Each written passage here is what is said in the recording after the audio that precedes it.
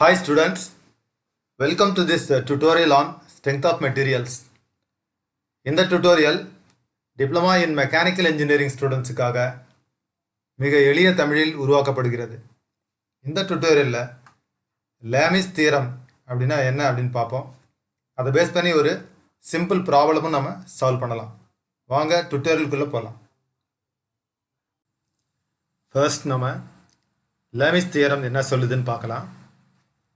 If three concurrent forces act on a body, keeping it in equilibrium, then each force is proportional to the sine of the angle between the other two forces. இதை நம்ம கிளியராக புரிஞ்சுக்கிறதுக்காக இந்த டயக்ராமை refer பண்ணுவோம். இங்கே 3 forces இருக்குது. Force A, force B and force C. இது மூணுமே இந்த பாயிண்டில் தான் ஆக்ட் ஆகுது.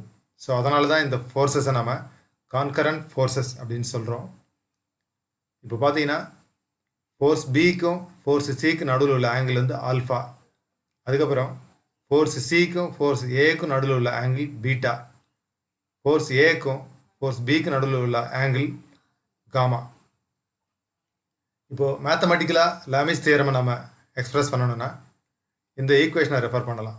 அதாவது force A divided by sin alpha, this is equal to force B divided by sin beta, and it is equal to force C divided by sin gamma. இன்னும் நீங்கள் பெட்டராக புரிஞ்சுக்கணுன்னா இந்த ஃபோர்ஸ் என்ன இருக்குதோ இந்த ஃபோர்ஸுக்கு ஆப்போசிட்டில் உள்ள ஆங்கிள், இந்த ஆங்கிள் எடுத்துக்கிட்டு so force A divided by sine of the opposite angle. அதே மாதிரி ஃபோர்ஸ் பி எடுத்துக்கலாம். ஃபோர்ஸ் பி எடுத்துக்கிட்டு that divided by sine of the opposite angle. அதே மாதிரி force C divided by sine of opposite angle. அதுதான் இந்த ஈக்குவேஷனில் எழுதியிருக்கோம். ஸோ இந்த மாதிரி 3 கான்கரண்ட் ஃபோர்ஸஸ் ஒரு பாயிண்டில் வந்து act ஆகும்பொழுது the forces can be expressed using Lami's theorem in this way. So இந்த Lami's theorem யூஸ் பண்ணி நம்ம ஒரு சிம்பிளான ப்ராப்ளம் ஒன்று சால்வ் பண்ணலாம். இது ஒரு சிம்பிளான ப்ராப்ளம். ஃபர்ஸ்ட் நம்ம ப்ராப்ளம் ஸ்டேட்மெண்ட்டை பார்க்கலாம். A weight of 1000 Newton is supported by 2 chains as shown in the figure. Determine the tensions in each chain. இதை விட சிம்பிளான ப்ராப்ளம் உங்களுக்கு கொடுக்க முடியாது. So it's a very very simple problem. இந்த ஃபிகர் அவங்களே கொடுத்துருக்காங்க. ஸோ இங்கே செயின் 1 இருக்குது, இங்கே செயின் 2 இருக்குது. அது மாதிரி இந்த மேலே ஒரு லைன் ஒன்று போட்டு இந்த மாதிரி ஹேச்சிங் பேட்டர்ன் கொடுத்தாலே என்ன அர்த்தம், இது வந்து ஒரு ரூஃப்.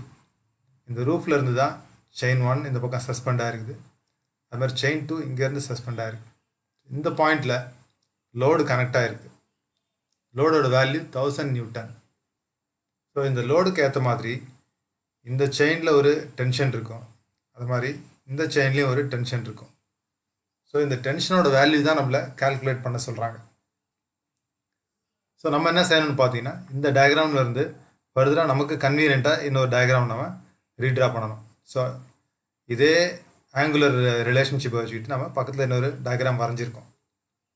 ஸோ மோரார்லெஸ் இங்கே என்ன ஆங்குலர் ரிலேஷன்ஷிப் இருக்கோ அதே மாதிரி ஒரு சிம்பிளான டயக்ராம் ஒன்று இந்த பக்கம் தனியாக வரைஞ்சிருக்கோம்.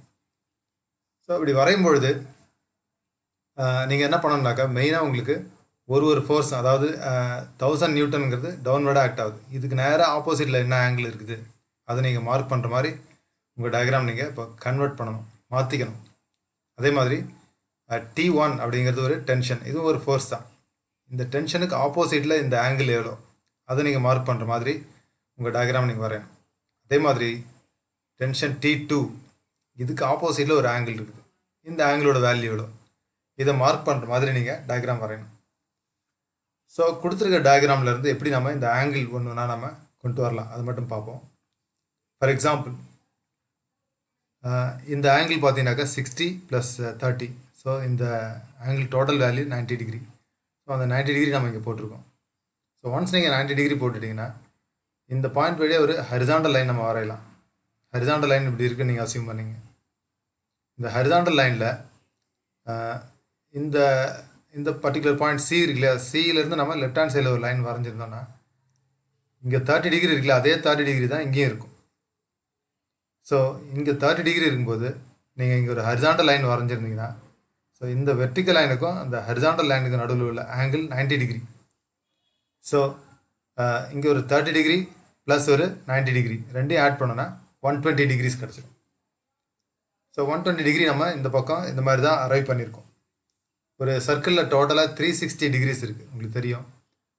ஸோ இப்போ 120 ப்ளஸ் 90 ரெண்டையும் ஆட் பண்ணிங்கன்னா 210. Remaining angle 150 decrease. ஸோ அதை வந்து நம்ம இந்த பக்கம் ரைட் ஹேண்ட் சைடில் எழுதிடுறோம். ஸோ சிம்பிளாக நீங்கள் ஸ்டார்டிங்கில் நீங்கள் பண்ண வேண்டியது இதான். மெயினாக நீங்கள் வந்து ஆங்கிள்ஸை கிளியராக நீங்கள் மார்க் பண்ணணும். அடுத்தது நம்ம எப்படி ஈக்குவேஷனை வச்சு நம்ம எப்படி இந்த tension T1 and T2 calculate பண்ணலாம் அதை பார்க்கலாம். ஒன்ஸ் நீங்கள் உங்கள் ட்ராயிங்கில் கிளியராக நீங்கள் ஆங்கிள்ஸை மார்க் பண்ணிட்டீங்கன்னா சொல்யூஷன் ரொம்ப சிம்பிள். T1 வந்து நம்ம டென்ஷன் இன் செயின் 1 அப்படின்னு அசியூம் பண்ணிக்கலாம். T2 டென்ஷன் இன் செயின் 2 அப்படின்னு நீங்கள் அசியூம் பண்ணிவிட்டு ஸ்ட்ரைட்டாக நம்ம ஈக்குவேஷன் எழுத வேண்டியதுதான். T1 divided by sine of the opposite angle.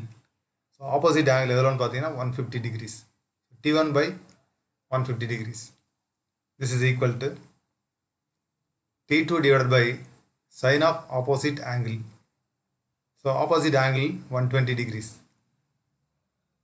This is equal to given load 1000 divided by sine of opposite angle. Opposite 90 degree இருக்குதுன்னு நம்ம கிவன் டயக்ராம்லேயே நம்ம அதை டிஸ்கஸ் பண்ணிட்டோம். ஸோ ஆப்போசிட்டில் 90 டிகிரி இருக்குது. ஸோ இந்த மாதிரி ஒரு ஈக்குவேஷன் ஃப்ரேம் பண்ணிவிடுங்க. பண்ணினதுக்கப்புறம் இந்த ஈக்குவேஷனை ஃபர்தராக நீங்கள் சிம்பிளிஃபை பண்ணணும். sin 90 is equal to 1.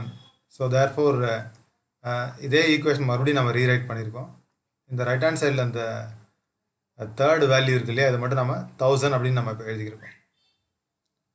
இதுக்கப்புறம் நீங்கள் இதை சால்வ் பண்ணுறது ரொம்ப ஈஸி. எப்படின்னு பார்த்தீங்கன்னாக்கா T1 by sin 150 is equal to 1000 அப்படின்னு நீங்கள் தனியாக எடுத்துக்கலாம்.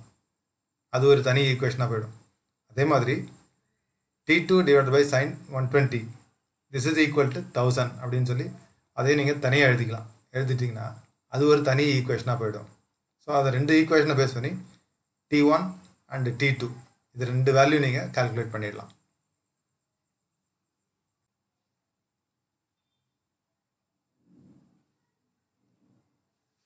Therefore we get T1 is 1000 multiplied by sin 150 degrees.